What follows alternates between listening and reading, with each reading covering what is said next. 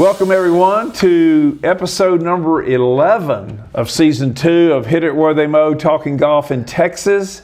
And today I'm excited to have the James Brown of golf journalism. He's the hardest working man in show business. Mr. Art Stricklin is my special guest. And it's going to be a great interview. And I want to let everyone know you can watch our show on YouTube. Just input Hit It Where They Mow and on YouTube, and our shows will come up. Also, you can use Apple Podcasts, Spotify, whatever your favorite podcast company is. Hit It Where They Mow. Last week we did a show with Dean Overturf, a local legend in golf, and got great response. We're hoping to do the same today with Art. And Art, before we get going, I have to thank my sponsors for this show. And I have 2 corporate sponsors. I have Veritex Bank, which is the golf bank of Texas. Right. It's a great bank for personal banking as well as small commercial loans. And Malcolm Holland is a wonderful proponent of the game of golf, especially amateur golf in the state of Texas. He has been for many years. And so be sure and check out Veritex Bank, the golf bank of Texas. Also, we have Niagara Conservation, which is a plumbing company. Low flow toilets is their specialty to conserve water. And as I like to say, you want to avoid the water hazards on the course and at home. So get the very fine products from Niagara Conservation. Here's Tricia to tell you more about them. Thanks, Pat, and thanks, Niagara, for your support of so many nonprofits, including the Volunteers of America 125 plus years of national support for those in need. Are you tired of compromising between performance and water efficiency in your bathroom? Well, Niagara has the perfect solution for you. With almost 50 years of expertise, they've mastered the art of creating top-notch toilets, bidets, and more that save water without sacrificing performance. Don't miss out on this bathroom revolution and upgrade your space today. Niagara products are available nationwide. We have 2 golf courses that are our sponsors, and they're 2 great courses, both of them close by, within about a 90-minute to 2-hour drive from Dallas. And that's the Tempest Golf Club, which is near and dear to my heart. It's in East Texas near Longview, just off I-20. Great place for a stay and play buddy trip. Randy Wade and company over there will take care of you. And just go to tempestgolfclub.com and book your stay there or book your tee time. And the other one is Dornick Hills Country Club in Ardmore, Oklahoma, just about 90 miles north of Dallas, and built on the farm of Perry Maxwell, one of the most revered architects in the history of golf. That was his hometown. That was his farm. He built a 3-hole course. It later turned into 18 holes. It has the famous cliff hole. And most of all, they have some great deals on non-resident memberships. So you can get you a membership there, and it's a short 90-minute drive. If you just want to test it out, try it out, be sure and call their golf shop at Dornick Hills Country Club in Ardmore, Oklahoma, and they'll get you set up. Art, I'm so fortunate to have good sponsors because we get to talk about something we love, and that is golf. Yeah, and I've got a great question now that's become a staple in my program, but that'll be later in the program, actually toward the conclusion. First of all, you're a friend, you're a journalist. I knew you'd wear your Baylor shirt, so I wore my SMU shirt. Pony up. Sick 'em Bears. Okay, but you won up me. Almost that time. You've got a Baylor belt on, so you won up me. I still couldn't do that. What about your love of the game of golf? Tell us a little bit about how you came to love golf and write about it so well. Sure. Well, I was fortunate that my dad loved the game of golf. And as my dad told me many times, he says, I love golf even when it doesn't love me back. And I think that's true for a lot of people. He was not great. He might not even have been good, but he loved the game, and we played a bunch. We grew up playing at Tennyson Park. So it's something Lee Trevino and I have in common. There you go. And back before you could be arrested for this, my mom would drop me off at 9 a.m. at Tennyson Park, and she would just leave. And she'd come back and pick me up about 5 or 6 o'clock in the afternoon, and I'd stay there and play all day long. And they always had a dominoes game going on there for Micah and Dick Martin, those guys. Oh, and, yeah. yeah, I'd putt and chip, and so, really fortunate. And then my dad and I started traveling, and we went to a lot of great places. And when I was in high school and stuff, and went to Colorado for a week and just had a really good time. And so I always loved the game and always enjoyed it, because golf really is something you can do on your own. Mm-hmm. You don't have to be 6'3", 245. You don't have to slam dunk the ball or be able to scissor kick it into the net. I mean, really do that on your own. So, I started out, after I went to school at Baylor and got a journalism degree, I started out working for newspapers. And for anybody under the age of 40 that's watching or listening, Google newspapers. Because at one time, that was something that was rolled up in a roll, and you put a paper rubber band around it, and sometimes plastic bag, and you'd throw it in people's yards. And you'd walk out every morning, pick up the newspaper, and find out what was going on. So I started out working in a newspaper, and I worked in East Texas over at the Longview News Journal. And then I worked in Denison, up on the Red River, when I played at Dornock Hills, and worked in Louisville, worked in St. John. So I worked in a newspaper for about 20 years. And really interesting Sports story. writing primarily? Sports writing, sports editor. And so very interesting story, Pat, is that I was working up in Arkansas, in Pine Bluff, Arkansas, which is in the Delta. But anyway, and I was sports editor there. And this guy I knew from the Express News in San Antonio said, "Hey, Art, it's Barry. We've got an opening on our staff, and I've talked to some people, and we think about maybe bringing in, hiring you in San Antonio." And I'm like, "Well, what would I do?" He goes, "Well, it's kind of a general assignment. You covered some tennis and some track and some football. It's kind of, you'd fill in wherever, is needed." And, I thought about that. I thought, hey, I'm sports editor, and, over there in Pine Bluff, covering the Razorbacks and gone to some Final Fours and stuff. And so I'm like, yeah, I don't know. So I wound up turning him down. I said, I enjoy being sports editor here. And he calls me back less than 2 weeks later.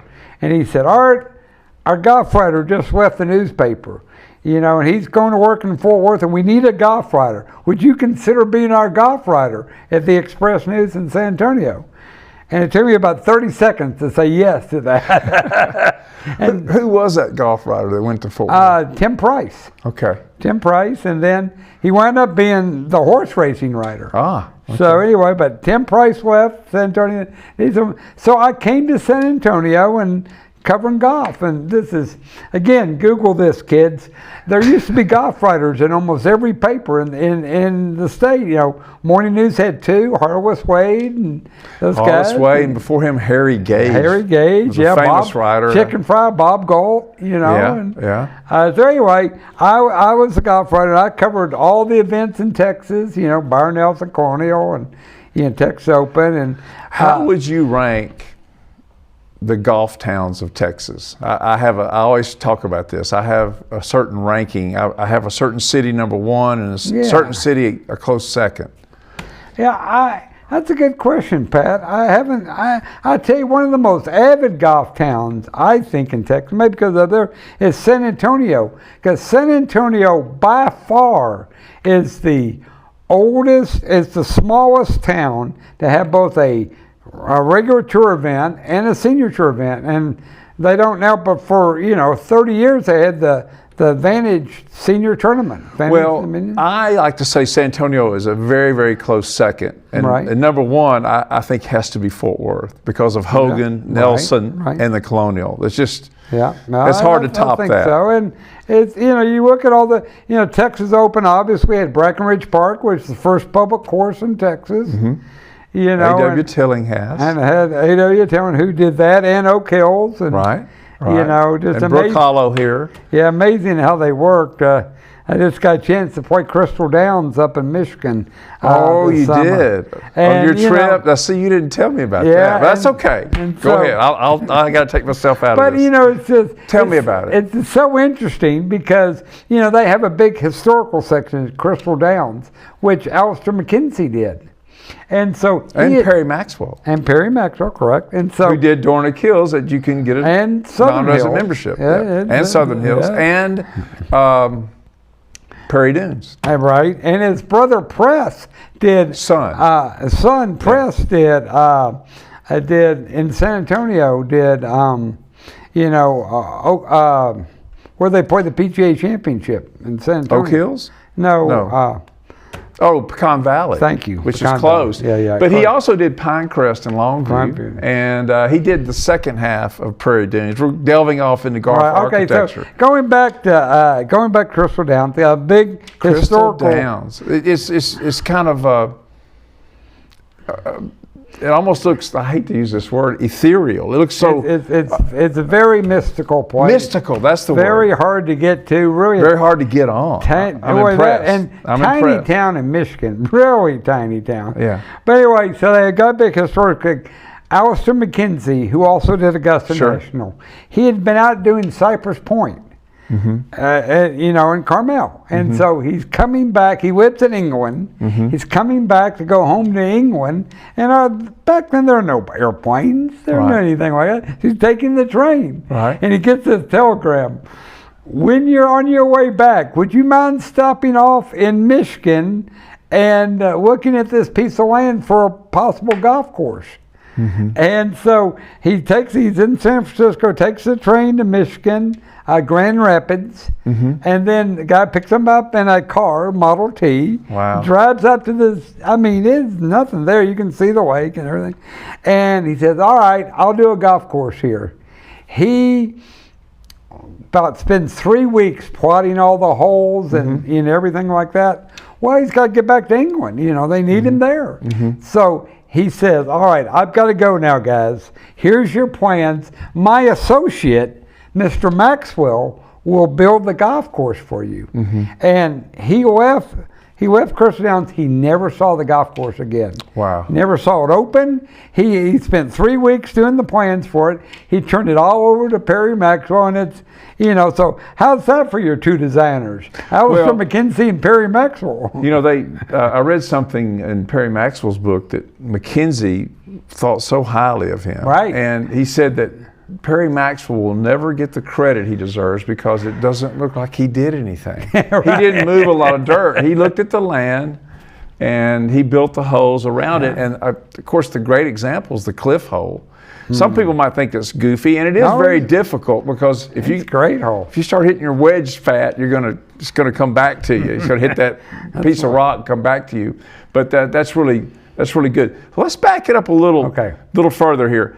Why journalism? Obviously, you love to tell stories, and so you realized early on that was your calling. Yeah, I think so. And I think Pat and both of us are believers and have a faith and everything. And I just felt like writing was a gift that I had, and I wanted to use the gift that I had, and it's like what you do. And so I was in school. I could tell very quickly I was never going to become a mathematician or a science, a biochemist. None of those were my strength. I figured, but writing is something I could do and come up with stories, love to tell stories. And so I always wanted to do that. My father, who I played golf with, used to work for the Fort Worth Star-Telegram. I didn't know and worked for the Fort Worth Press when he was in Fort Worth. In fact, he was going to school at Southwestern Seminary,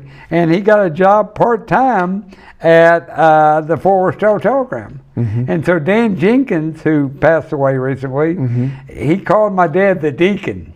He said, hey, Deacon, come over here. We didn't. So my dad would write obituaries to the Star-Telegram and would, Now, your dad is Gil Stricklin. Correct. And he's retired more or less now, but he had a wonderful ministry he started. I'll let you tell Well, a little bit about that. So my father he was in the Army chaplaincy. He spent, we've spent 23 years in the Army Reserve, Army chaplaincy. And so he came up with the idea. He said, if you've been in the military, you know what a chaplain is, because all military has chaplains. Guy can help you. You got problems. If your family has problems, go see the chaplain. And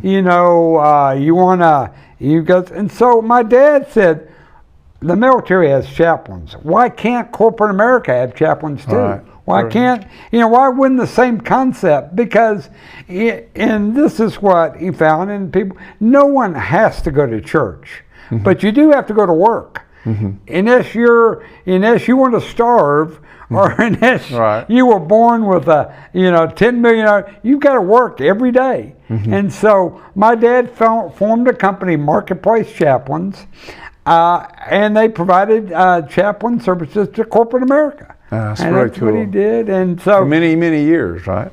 Yeah. this is going to be in October. Will be the 40th anniversary. Wow. For That's you there, but great. And so a lot of people, like I said, you don't have to go to church. Some people do, some people don't, but you do have to go to work. And what he found is a lot of people bring their problems to work. Sure. And if your wife, you're getting ready to go, to the office, and your wife says, "Hey, bud, I've had enough of you. It's not working. Me and the kids are gone, and when you get home tonight, the house is going to be cleaned out, and we're out of here." And then you got to go to work. Well, how much are you going to focus on your daily tasks? No, you're going to be thinking about your wife and your kids. And so, he brought a thing to bring chaplains and everything. So it's been great. And he is mostly retired, but still has some things. Right. Yep. He's a great guy, and I wanted to Gil go ahead Stricklin. Gil Stricklin, but he also had another nickname that Lee Trevino had for him. Yeah, he called Padre. And for 1 year for Christmas, I set up around, because, when you get to be a certain age, Pat, as you and I are figuring out, you really don't need another tie. You don't need another shirt. You got plenty of golf balls. So I set up a round of golf with me and my dad and Lee Trevino and his son out at what is now Merido. Back then it was Columbian Club. Sure. But anyway, and so we played with Lee, and he's great, loves to talk. My dad loves to talk. I love to talk. So it's great.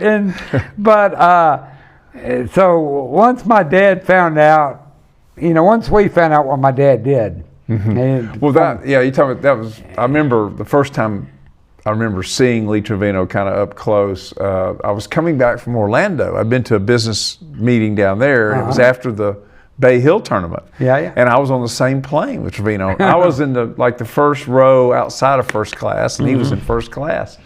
And I remember him getting on the plane, and he told everyone in first class, "You've got two options. You can talk or you can listen." And he went the whole trip. He talked and gave a running commentary. Yeah. He is a Dallas treasure, and you know him fairly well. We've always been very nice to me, and loves to talk. And Pat, and you may have had this, but I would see Lee, and hey, when are we going to play golf together? And I thought he was just being nice, or just making conversation. I said, "Hey, when are we going to play golf together?" And I'm thinking, he's got better things to do than play golf with me. But he just kept after. So we played one day out at Preston Trail, which is where he, kind of hangs out. They're in Merido, right? Yeah. And so anyway, it was funny. We were playing. So we got on the back nine, and I roll in about a 15-foot birdie putt on the par 4 over there, and Lee's off the green, and he knocks in about a 50-foot putt for eagle. And he starts laughing and pointing at me, and I said, "You did that to Jack all the time." Because when I was a kid, Jack Nickel was my idol. And Lee always had his number. Always could chip him, beat him at Marion, beat him at Muirfield. He did. I said, "You did that to Jack all the time." He's laughing and pointing at me. Yeah, Jack didn't intimidate Lee. No, he didn't. That's really interesting about knowing Lee like you do. And I know what I was going to tell you about the Mary Doe, which was the Colombian club there in Carrollton. I heard that he actually worked on the crew that built that course. That's exactly right. And that's amazing. He is a Dallas First time product. he ever met Hardy Loudermilk, which Hardy was his sponsor and his teacher. Hardy's out there one day. He was a pro at Columbian, and he sees this Mexican guy working who just got back from the Marines, and he said, "Hey, kid, what are you doing here?" And Lee said, "Well, I'm working. I'm trying to make some money." Mr. Loudermilk, he said, "Well, what do you plan to do with your wife?" And Lee says, "Well, I just got out of the Marines and I played some golf, and I'm not really sure what I'm going to do next." Now, was it, I'm not trying to be overly corrective here, but was it Hardy Loudermilk or Hardy, what, is that who that was? They owned the driving range on Greenville? Hardy's par 3. Yeah, par 3. Was it Hardy?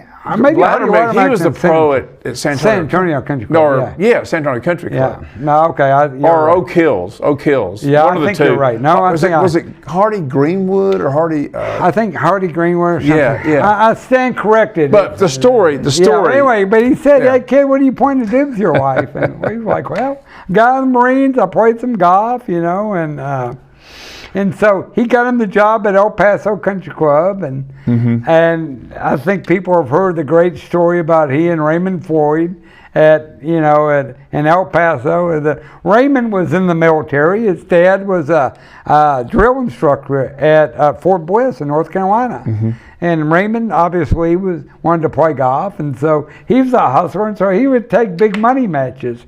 And so he hears about Lee, and he says, "Well, let's go make some money, boys." So he and his handlers fly from North Carolina to El Paso, and for this money match, and they'd set up the stakes, $5,000-$10,000. And so, Lee bounds out to greet him because he's the assistant pro, and he also picks the range, and so gets all his luggage and everything. And so, this is a great line. But I asked both Lee and Raymond about this, and they both say this is true. And so it takes Raymond to his room, and so Raymond says, "Hey, son, I'm supposed to be playing some hot shot in a money match. You know who that is? You know anything about him?" And Lee said, "I would have loved to have been here for that." Lee said, "That'd be me, Mr. Floyd." And he takes his shoes, he starts polishing his shoes. And so Raymond's handlers, who had set up the match, said, "Hey, Ray, you want to go out and see the course? Maybe play one of the practice rounds?" He said, "Son, I'm playing the shoe shine boy here. I don't need to see no course." And of course, Lee goes on to beat him the day one, and beat him day two, and Raymond finally, equaled the match day 3. He said, "There's an easier way to make money for that." So that's really how Lee got going, is that he was playing some money. He played some with Orville Moody, the Sarge, who was in the military, and a Sulphur Springs guy. And Orville Moody said, "You're too good to be in the military. You need to turn pro." And so, Lee's first tournament was the Texas State Open at Sharpstown. He won it. And he won it, $5,000. And I remember him saying one time the best shot he ever hit was a shanked 7-iron. And what he was saying was, in the Houston tour stop in late May or middle of May or whatever, he's leading the tournament. He shanks it on 17 or 18. Right. He loses. But then the following tournament, or soon after that, he wins the U.S. Open at Oak Hill. That's unbelievable. And he said his endorsement money was much greater because he didn't win the Houston Open. He would have signed all these deals for less money. And, Trip Keeney told me that. Trip Keeney, who lost, and ESPN just had this thing on the 6 amateur titles that Tiger won 6 in a row. Tiger won. Right. One of them was beating Trip Keeney. Right. And Trip had like an 8-shot lead after the first 18. Is that the one at TPC Sawgrass? Yeah. He had like an 8-shot lead over Tiger. Yeah. Going to the back nine, Tiger reels him in as he did most. And Tripp said, if I had won the U.S. Amateur that year, I would have signed all these endorsement deals. I would have gone on the tour. I never would have had the career that I have now. Now he's a very successful financial planner, and very much a part of Vaquero out in Westlake. The one thing that happened in one of those tournaments that I think is very noteworthy, and it happened kind of last week. I was watching the senior tour up in Calgary, Alberta, and Tim Petrovic couldn't remember if he had moved his mark back or not. That's a senior tour deal, Did I move it or not? I had to ask the gallery, but he's playing some young man at Quaker Ridge outside of Portland. Oh, yeah. The guy was a great amateur from the University of Florida. And he tells Tiger, "You didn't move your mark back." Oh yeah, and he did, and he goes on and beats the guy one up in like 19 holes or 37 holes or whatever. He would have won that match if he had kept his mouth shut, but that would not have been good sportsmanship. And that's not golf, and they call penalties on themselves. But right. And that's a great, you can Scott. bash. His last name was Scott. Steve Scott. Steve Scott. Yeah, you can bash ESPN all you want. They mainly deserve it. But this thing they did on the 6. It's called 6 amateurs, about the 6, and they had all 6 guys that Tiger had beaten in a semicircle in a round. I'll be darned. They had Buddy Marucci, who is the Walker Cup captain this year at St. Andrews. Yeah. He got beat by Tiger. And these were guys he beat in the finals of all those 6. In finals, and one of them was Trip Keeney, and Steve Scott, and a couple other guys, and and it's really interesting. Buddy Marucci, who's a great amateur player, has won a ton of amateur events, and so the interviewer said, "Well, what did you and Tiger talk about? Because there was so much a gap in your age." He goes, we really never talked because he was 50 yards in front of me on the fairway every time. And he said, we might have said hello on the tee box. That's the last I saw of him till we got to the green. You mentioned earlier, I kind of wanted to get into this, that you played Crystal Downs, which is, when I was pondering a trip to Michigan, I was looking at that thinking, oh my gosh, what a great course that would be to play. You now have this company. I want you to give you a little love here. The Art of Travel, or the Art of Golf Travel, and you take groups. They don't get to play Augusta, but they can go watch the Masters. They can go up to Branson and play all those great courses up there. They can go to Michigan and play. Yeah. Tell us a little bit about that. Yeah, well, and Pat, I've been so fortunate to get to play all these great courses, and. Not going to brag, but, what did somebody say? It's not bragging if you can, if it's the truth. And so I've been really fortunate to get to play a ton of great golf courses. And so about 3 years ago, I just said, why can't I share that with other people? Why can't I give them the same experience that I've had? And I'm like, well, I can. I can. So I formed this company, the Art of Golf Travel, and we take people on golf trips. Like in June this year, we went to Scotland. Yeah. We played 10 days in Scotland. We played Old Course. We played, Dunbarney, Castle Course. We went down and played Troon. We went Turnberry. Played a lot of great courses. Wow. And so, I set all that up with my contacts. And then the other thing that I do is that I'm able to use my contact to get people on some really exclusive private courses.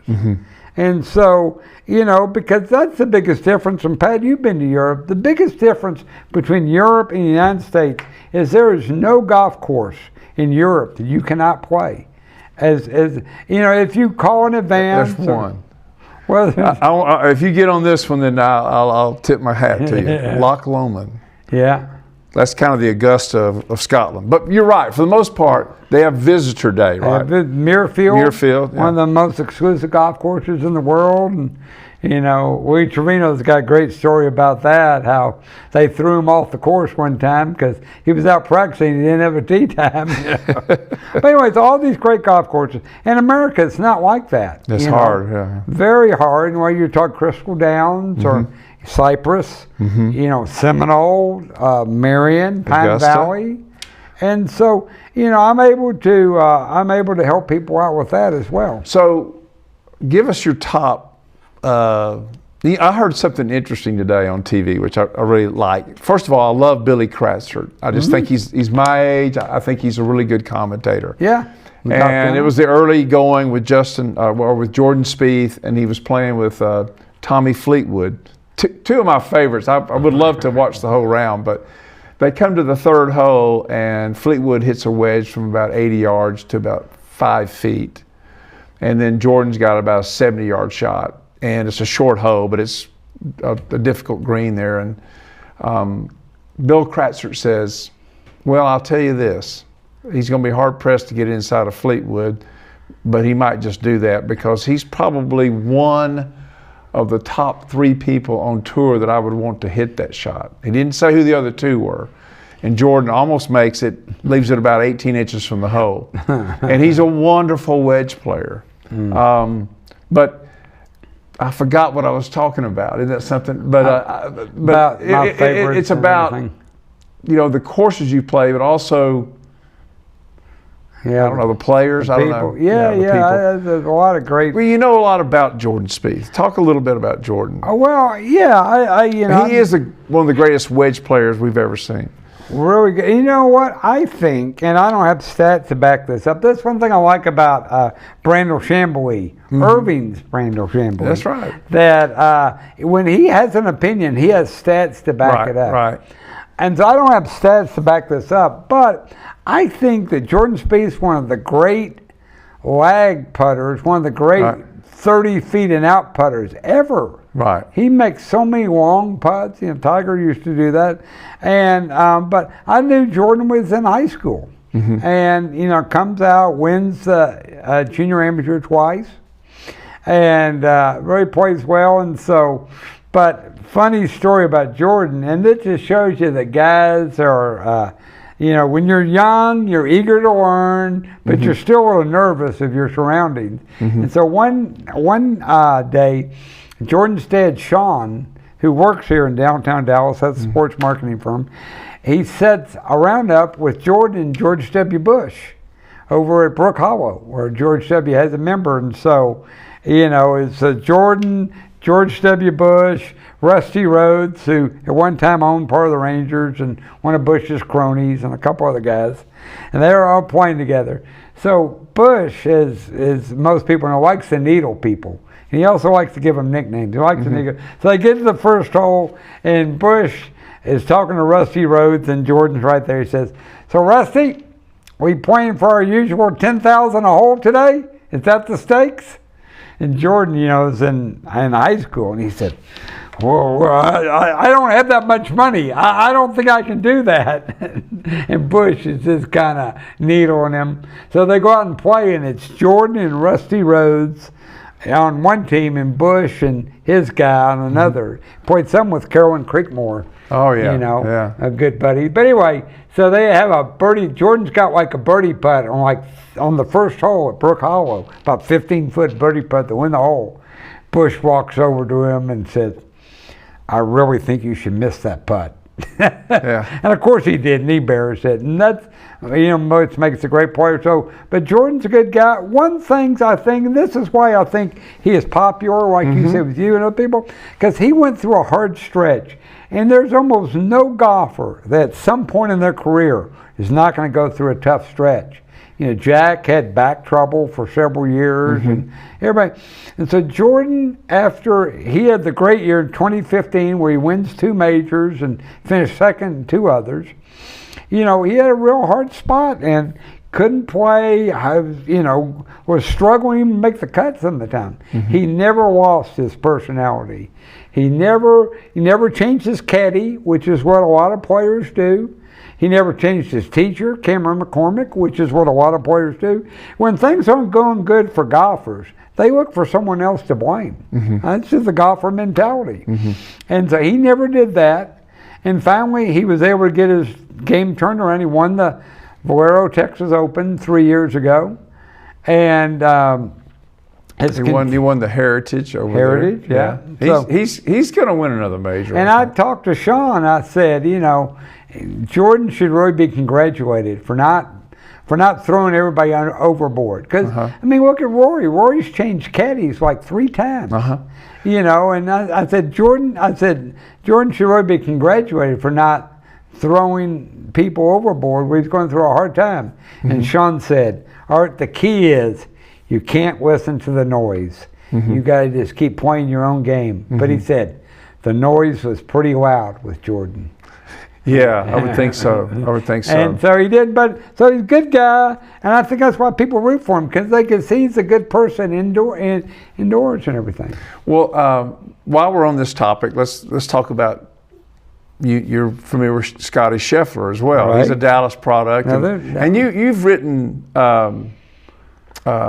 some books about different golf courses, right? And you write for the Avid Golfer. Correct. So you've written features about Scotty and Jordan and so forth, and of course Scotty is the latest and the greatest over at Randy Smith's Golf Factory over there at Royal Oaks. Number one in the world. Yeah.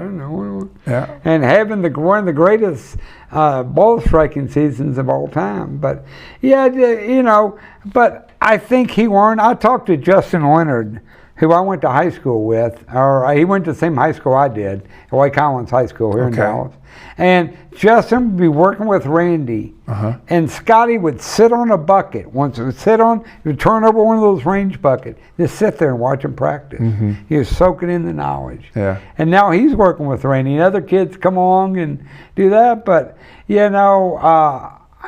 the thing that makes Scotty good, I think, is that very low key.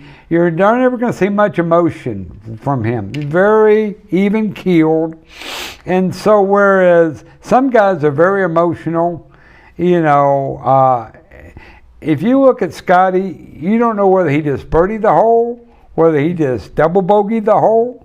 Very hard to tell. That's what you want in golf. You want that even keel. I think that when he had a 3-shot lead going to the Masters, the final round a couple years ago, and he'd never done it before, and he had a 3-shot lead, and I think for young guys, sometimes it's harder to have a big lead than not, because you've never done it before. Tom Watson blew several big tournaments early on. A lot of and Payne Stewart did as well. Yeah.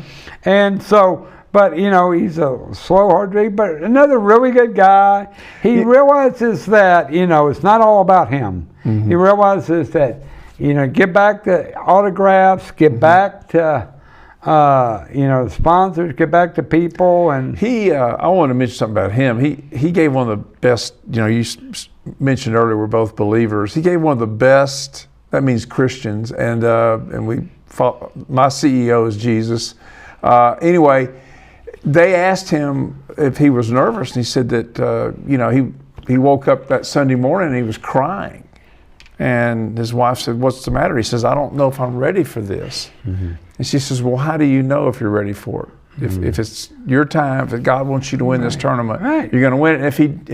If not, it's okay. I'm going to love you whether you shoot 68 or 80." And I'm thinking, wow, awesome. he really married well, and that was he didn't get up and parade his faith. Yeah. The writers were asking questions, and they brought it out of him organically, and so I just think that's fabulous. I hope he continues to have success. And I don't have stats to back this up, but I really believe there is more people with a faith on the pro tour than percentage-wise than any other sport, because it is such an individual sport. You have no one to back them. Yeah. You don't say, "Hey, the guy didn't throw me the ball," or "They froze me out," or "Take me out, coach." Just you in your case. So that's what Tiger said one time when he was having that 81 at Muirfield. He said, "I wish I had a coach to take me out. I was having a bad day." But Tiger, Scotty has a very strong Christian caddy, Ted Scott. Yes, and great caddy, great relationship there. And Ted said, I said, because on the golf course you got some downtime. You're walking from the tee box to your ball, and the way they hit it, it's a long walk from the tee box to the ball. And for you and me, we get there quick, but long. So we've got some time. I'm kind of a senior Bryson DeChambeau. Yeah. Well, we haven't even gotten to that yet. I wanted to talk to you about the landscape of the pro game here a little bit. We've hit all around this, but you've covered a lot of good golf tournaments. I think, haven't you written about the Masters and the U.S. Open? Oh yeah. Well, give me a highlight package. What is your most memorable tournament that you've covered and written about? It could be a Colonial, it could be a U.S. Open, just something that pops in this just really noteworthy. Well, that's a great question. Gosh.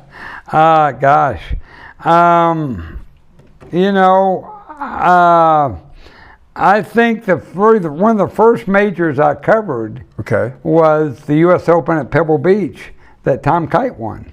Did you really? And Greg Dillard, right? Andy Dillard was he led after the first 3 rounds. He was the deal the first couple rounds. He was the 3rd round leader. Yeah, birdied the first 6 holes in a row. Yeah, and the Tyler guy. Yeah, I'm thinking this is going to be awesome. That we're going to have a unknown from. By the way, he has become a Christian guy, and his book is called 6 in a Row. You can go on Amazon and get it. Really? It's a great book about that week at Pebble Beach. Yeah. Anyway, I covered Tom Kite won. Yeah, that was noteworthy. And gets up and down on 7 when he hits it over the thing, and so that was great. I mean, so many great Colonials and Byron Nelsons. What about Pebble Beach?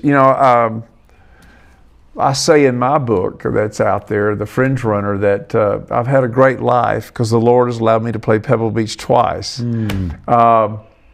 What would be your ranking of let me put it to you this way. You played all these great courses, and you can go back and play one. Which one would that be? Oh, my gosh. Now Jack said Pebble. I would probably say Pebble. But it might be Crystal Downs. Well, I'm a history guy. That's really where that's kind of my modus operandi. So, I mean, I thought it was awesome playing Oakmont up in Pittsburgh. Wow. With pews. They had the plow that Henry Founds used to plow the ground. Yeah. I thought that was really good. Now, I did attend the U.S. Open there in 2007, I think. Yeah. Angel Cabrera won it that year. But I was there early on, like a practice round. When Erin Badley led, a great believer, led going to the final round. She was 80 in the final day, so wasn't his time. But anyway, played badly. I love historic courses. I think Oakmont was spectacular. Just get you played Pine Valley too, right? I played Pine Valley. Yeah, that was. Now, really is it good. true they have a par 3 course with replicas of the greens? That's right. That's incredible. The Harry Ramson course. Okay. Harry Ramson course.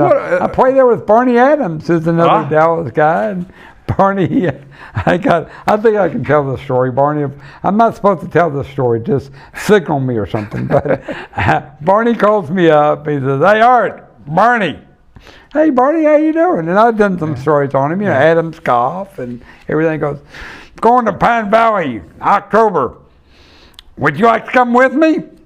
And I'm like, and I'm thinking, maybe he has the wrong Art on the phone. And I'm like, "Well, sure, Barney, I'd love to come." He goes, "All right, we're coming 24th, 27th. I'll do all the details. You be ready." Well, sure, my schedule just opened up then. So we go to Barney at the house there. We stay there for 3 days. And just an incredible experience. Wow. But, it is very interesting to me. And we live in, Dallas, and ton of really successful people in Dallas, and very beautiful. Yeah. Both Pine Valley and Cypress Point, 2 of the what you would call the citadels of golf. The clubhouses are so understated, so down home. The pro shop at Cypress Point is not any bigger than this room we're in, Pat. Right. I mean, you got to turn sideways to go in the door. And there's just shirts stacked everywhere. Whatever. And so, and same thing with Pine Valley, really small, and I think what somebody told me, and I think this is true, said they have a 2-star clubhouse with 5-star golf. And I think that's the way they look at it. Yeah. Why build, because I just got back from Martis Camp up in Tahoe where they're playing the senior major. They have a 50,000 square foot clubhouse. Unbelievable, incredible, everything you could want. 50,000 square feet. They could do that at Pine Valley. They certainly have the money to do that. But why build a big clubhouse when you have an incredible golf course? I haven't played some of those courses you've gotten to play, but my favorite inland course, and I've been blessed to have played it about probably 10 times, is Prairie Dunes in Little Hutchinson, Kansas. Yeah. And you go to Wichita and you take a left, and it's about 45 minutes from the interstate there, maybe 50. And you come upon it, and you're actually on this side of Hutchinson, so you never even see Hutchinson. But Hutchinson is about like Greenville, Texas, maybe, or something. It's not quite as big as Tyler. But it's a very understated clubhouse. But they did build some fairway condos off to the side, which don't in any way make the course look differently, but for people to stay there while they come in to play, the national members. That's the thing. But at Pine Valley, I mean, it's I played one time, Pat, at Chicago Golf Club up and now you're really name dropping. Yeah. That's the oldest one of the oldest private clubs. I think there's one up in New York, St. Andrews in New York, maybe. Yeah, maybe the oldest west of Mississippi. So the pro is giving me a tour of the locker room. Yeah. And Pat, they have these old mesh lockers that you used to have in junior high school. You'd put a padlock and you'd open it up and put your stuff. That's what they have at Chicago Golf Club. And the pro says, Art, they'll get rid of me before they get rid of these lockers here.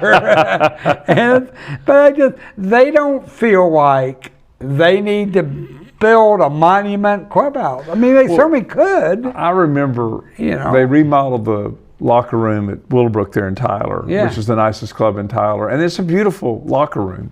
But they had those old wire mesh lockers. Yeah.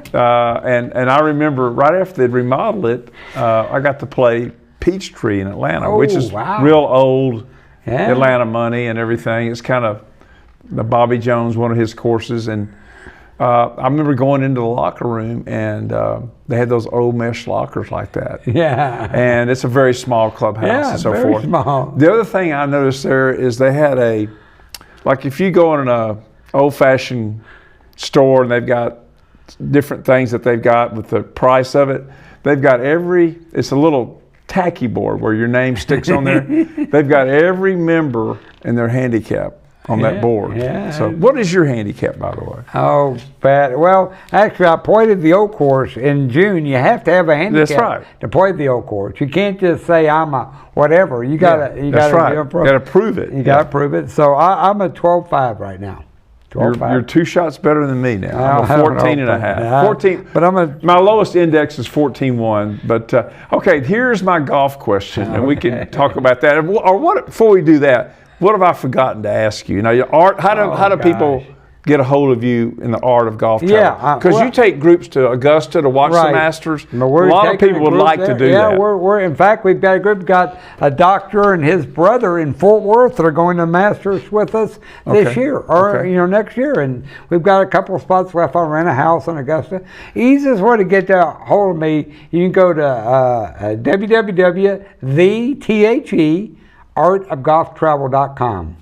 theartofgolftravel.com. You can also find me on Twitter at Art Stricklin, very creative, at Art Stricklin. You can find me on Instagram. You can find me on Facebook. But how do you use Twitter and Instagram? That's something I haven't done before. Do you just go on there and put pictures on there? And I'm no expert, so I don't. But you're ahead of me. Instagram's almost all pictures. Okay. Very, very little copy. Okay. So I'll put. I might put when I go to a place. I was up at Martis Camp, as I mentioned, a couple weeks ago. Then I went to Shangri-La in Oklahoma, northeast of Tulsa. You told me that they put some money in that place. Boy, it's nice. Yeah. It just proves anything you put $100 million into, it'll look nice. But anyway, answer your question. Where was the first place you talked about? Martis Camp, which is in Lake Tahoe.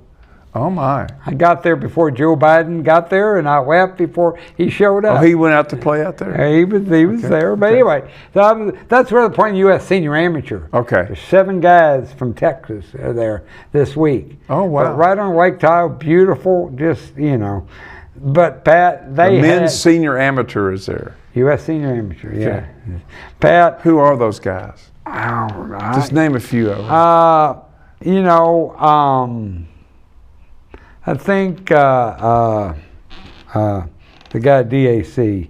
I should know that. That's Yeah. my bad. I should put you on the spot. But anyway, like that. but yeah, that's great. So I put pictures on Instagram. I put Okay. pictures and videos on Okay. Instagram. Okay. On Twitter, I'll post a link to my story. Right now, Golf Magazine published my Q&A with Derek Jeter. That's in last month's issue of Golf Magazine.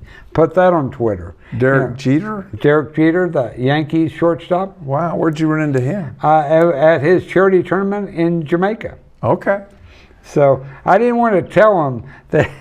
I didn't want to tell him, Pat, that no one hates the Yankees more than I do. No, that I didn't wouldn't be a think good that was idea. germane to the interview. That wouldn't be a But good idea. We talked about golf. He loves golf. Loves to talk about golf. So it was good. That is Talked about good. his round with Barack Obama, and talked about he's turned down. This just shows you Yankee guys aren't that smart. He's turned down Augusta National 6 times, 6 different times. Because he wants to get better. He right? wants to get better.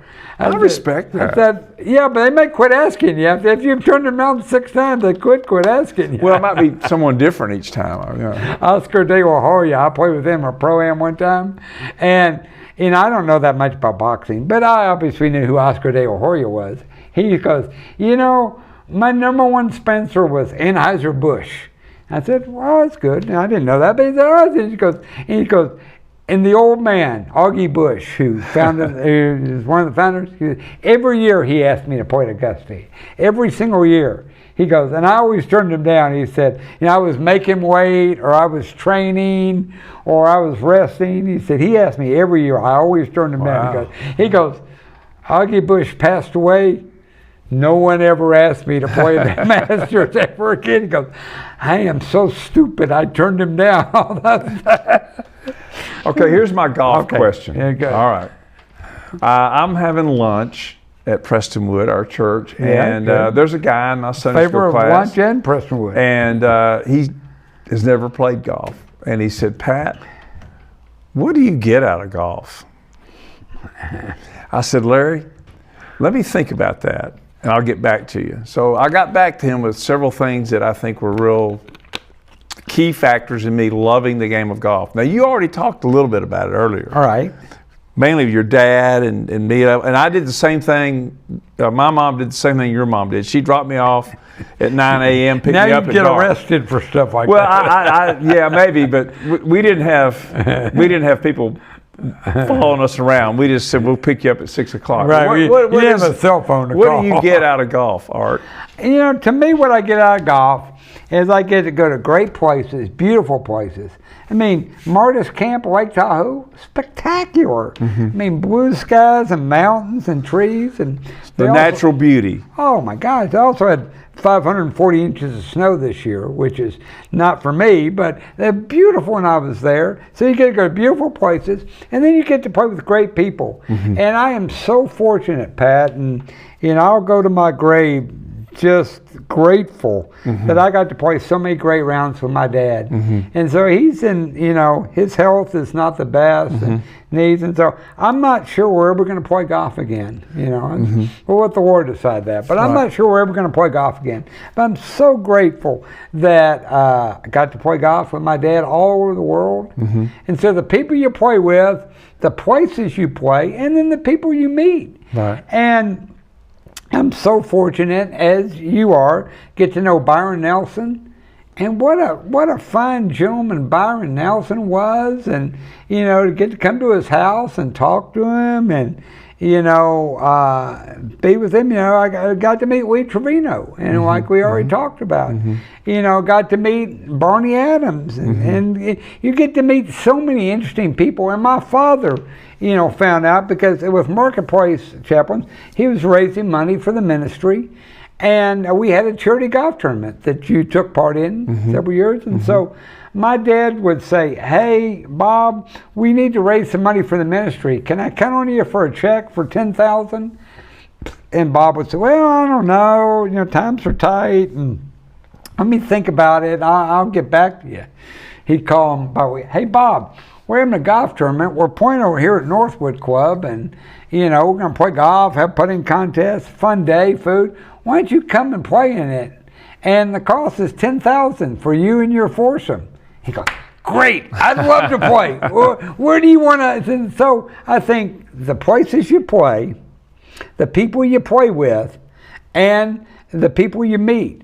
And, you know, then plus, you know, you compete against yourself. And you know. That's, you almost got them all. You got, yeah. And, you know, and so I've been very fortunate to make 3 holes in one, which is incredible. A guy of my ability, but there's always a shot you remember. But you play a lot, don't you? Well, I play. Yeah, you don't just talk about it. You get out and play. I try to, but you know, like I said, so which is good. Yeah. And I just think, you know, but you compete against yourself because I'm never, you know, I'm not going on the pro tour anytime soon. You know, but the competition is big, and as you say, ultimately is you're competing against yourself. How well can I do? I mean, those guys, Jordan, Scotty, and all those guys, they're competing against the whole field. I'm just competing with myself. And, you know, I can remember, I mean, you know, we had another hour. I'd give you the whole sermon on my 3 holes in one because I can remember every moment of that. But so you remember your good shots. Yeah. You know, and wherever they are. And you remember your good rounds. The one that you didn't bring up that was kind of a hit on the show with Dean, and I got a lot of feedback on it. And it was kind of like it was the last thing I thought of, and I thought of it in terms of like the first tee and junior golf and stuff like that. But it's the flight of the golf ball. When you like those holes in one, you were trying to hit the ball in the hole, or at least hit it close. Yeah, and so you actually swing and you hit the ball where you were trying to hit it, and it's intoxicating because why can't I do that more often? Yeah. But it's the flight of the ball. I think that hooks us early on when we hit a good shot, a long shot. A good shot, yeah. And you're thinking, why can't I do that? You know, one time I was playing all by myself out at Glen Eagles out in Plano, and I'd tee off. And I hit the ball in the fairway, par 5, par 5, hit the ball in the fairway. So I'm trying to hit my next shot right up to the water and then cross the water and hit on the green. I hook it in the woods. You know, I'm like, oh, God. You know, I hooked my ball in the woods. The next shot, I hit in the woods, and I hit a 3-wood. And I hit the ball at the green, and I couldn't find it anywhere. And I'm looking everywhere. I get up to the green. I had holed the shot from 180 yards.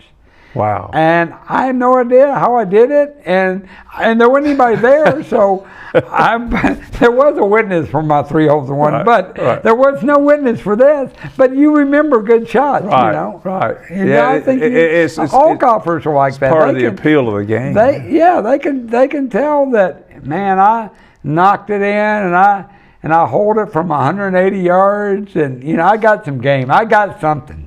Well, we got to wrap it up. But what's on the horizon for you? We know Baylor football's coming up. That's big. What any big projects coming up? Well, we've got our trip to Big Cedar Lodge at Tiger Woods, and I think that like I said, we've still got 2 spots left for that. So still looking for 2 people to join us. That's the Payne Stewart course, the Tiger Woods course. Tom Fazio. We're going to play the Gary Player course September 26th. Through the 26th through 28th. TheArtofGolfTravel.com. www.theartofgolftravel.com. We've got 2 spots left for that. We're going to have our annual Art of Golf Classic tournament out at PGA Frisco. So a lot of people have not played there. We're going to play there. We're going to have putting contests for prizes. We're going to do a tour. Going to do lunch at the Omni PGA Frisco. So if you want to play golf, if you want your shot to play where the pros play and play at PGA Frisco, we're doing that on September the 20th. You got a lot going on. And so a lot going on then, going to October, get the Bears going, hopefully. As I said, you may not be the hardest working man anymore. You're slowing down a little bit. But you're the busiest man in golf. A lot of good stuff. But you do get to meet good people, and that's why I'm glad I was able to meet you and then find out that you do what I do. We can do it together. And we kind of compete, but the world's big enough for both of us. We had a great trip to Corpus. We did. We didn't even get to talk about that. That was a fun trip. Corpus Christi Country Club, really good. Chet Williams, who's a Waco guy, another Texas connection. Yeah, and we just was reminded of that because Dave French Studios, this wonderful place, and he's the best, produces our show. Barbecue in Las Vegas that they had Terry Black's barbecue. Oh yeah. Which we Art, you and I are coming back from Corpus Christi. Oh, that's We right. get about a mile outside of Lockhart, and I'm smelling brisket. We got to pull in, and it was good. Oh, too. we sat there and ate that, and yeah, that's good. But Corpus Christi's great. I mean, obviously Tempest, you mentioned, really another hidden gem. A lot of good places. And I would say another little plug for the Tempest Golf Club. We talked a little bit about Perry Maxwell and Dornick Hills, but also Tempest has a lot of events coming up in the fall. One of them may be full now, but it's Back to the Blue tournament with Mike Clements, and you don't want to miss that one. That's like October the 6th. It's a Friday, October the 6th. Should be some information on TempestGolfClub.com. And you may not be aware, Pat, but Texas Monthly has named the Tempest one of the 10 top public golf courses in the state. And they're doing a big feature on Tempest. Texas Monthly. They came out, took a ton of drone photos last week. That's exciting, yeah. And so one of the top they're doing Texas Monthly, top 10 private and top 10 public. And you can get a membership at Tempest, but it's also open to the public. Sure. And so, so they just got named that by Texas Monthly. Wow, I'm excited. That's wonderful news. Yeah. Wonderful news. Good stuff. Well, thank you for being on. We've hit it where they mow. You'll enjoy golf a lot more if they hit it where they mow. The great Harvey Pinnock. James Brown, you came up with that nickname. James Brown of golf riding. We'll give you full credit for that one. And we'll look forward to hearing more from you in the future. Thanks for being on. Well, thank you very much. I'm glad to do it. And come go on a trip with us, theartofgolftravel.com, and come see us at the golf course. And, we'll be there. PGA Frisco has made us a lot busier, Pat, as you know. That's good. You were out there for the senior PGA. That's good. Yeah, good stuff. Well, thank you very much. You bet. It. And we'll see you next week on Hit It Where They Mow. And I may have a report from the World Amateur in Myrtle Beach. I'm hoping to have that soon. I'm getting ready to go play in the World Amateur at Myrtle Beach. Great. Thank you for listening, and we'll see you next week.